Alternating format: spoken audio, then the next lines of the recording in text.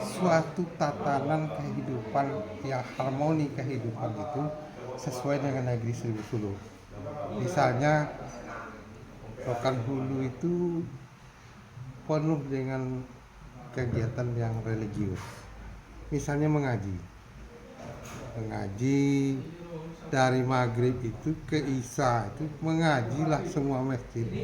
Luar biasa kita dapat berkah dari Allah Subhanahu wa taala. Kemudian fungsi-fungsi lembaga. Lembaga selama ini berperan di tengah masyarakat tetapi tidak diberdayakan. Tidak ada regulasi. Misalnya apa? Ninik Mama. Padahal lembaga kerapatan adanya, gedungnya dibangun. Tapi regulasi yang mengaturlah, misalnya adalah anggarannya sehingga datuk-datuk adat ini bertahan.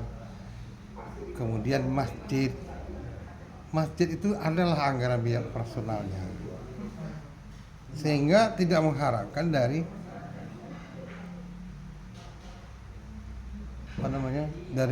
infak sedekah, tetapi operasional yang menjamin masjid itu harus kita upgrade fungsinya. Tidak hanya masjid sebagai tempat sholat 5 waktu, sholat Jumat, tetapi ada fungsi lainnya, fungsi ekonomi, fungsi perencanaan kegiatan masyarakat. Semua fungsi harus ada sebagaimana zaman Nabi dulu. Jadi kalau masjid seperti itu, kemudian jalur distribusi kebutuhan masyarakat. Kalau kita biarkan di luar, ini kapitalis yang punya.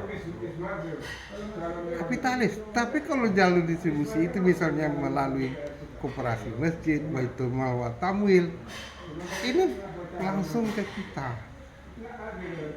Nah, lembaga keuangan di masjid tidak pernah dibina. Kalau lembaga ini keuangan di masjid dibina, mungkin pengurus masjid ini untuk warga sekitar itu yang aktif di masjid itu tahu dia kebutuhan itu. Entah tiba-tiba anaknya putus sekolah, tiba-tiba dapat kecelakaan, musibah, tidak ada apa di rumah, cepat tertangani. Jadi kita memutus kapitalisme, kemudian pemberdayaan dengan masyarakat. Nah, kemudian Suruh Suluk ini yang akan menyelamatkan. Allah pasti lebih percaya dengan guru-guru suluk daripada pejabat, baik itu presiden, bupati, gubernur. Tapi kenapa tidak difasilitasi itu? Banyak yang tidak punya WC, banyak jalan yang tidak bagus, operasional tidak ada, harap dari sedekah orang-orang yang tidak mampu. Kenapa tidak negara ikut campur? Kenapa tidak menjadi regulasi? Itu bisa diregulasi. Nah, inilah nanti rencana Mas Umi, kan? Nah, kita didukung bukan hanya DPD, tapi Dewan Pembinaan Wilayah, Dewan Pembinaan Pusat. Karena platform Mas Umi itu politik, pendidikan, ekonomi. Jadi wilayah itu yang mau kita angkat. Jadi apa kaitan Bapak mengundang pihak universitas yang ada di Rokan Hulu ini, Pak? Perguruan tinggi ini kan punya lembaga pengabdian, punya pengkajian.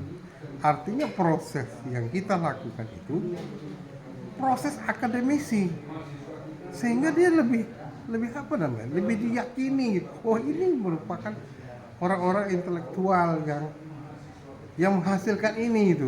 Bukan hanya pemikiran Mas Umi mungkin tidak seperti itu. Tapi itu tadi ada kolaborasi, ada alat uji. Apakah ini sesuai? Ternyata sesuai gitu. Nah, pertemuan hari ini nampaknya dihadiri oleh pihak universitas. Mungkin di beberapa pertemuan selanjutnya mungkin akan ada tindak lanjut dari pertemuan ini. Gimana selanjutnya? Tetap sebenarnya empat perguruan tinggi ini sudah oke, tapi ada hal-hal yang mungkin membuat mereka terhalang kan. Seperti Rokania sudah mau hadir, ini masih tetap mau hadir, kita tunggu dia. Dan, nah, UPP ada Pak Haryanto sebenarnya sudah mau datang, tapi ada pemilihan duta kampus katanya kan.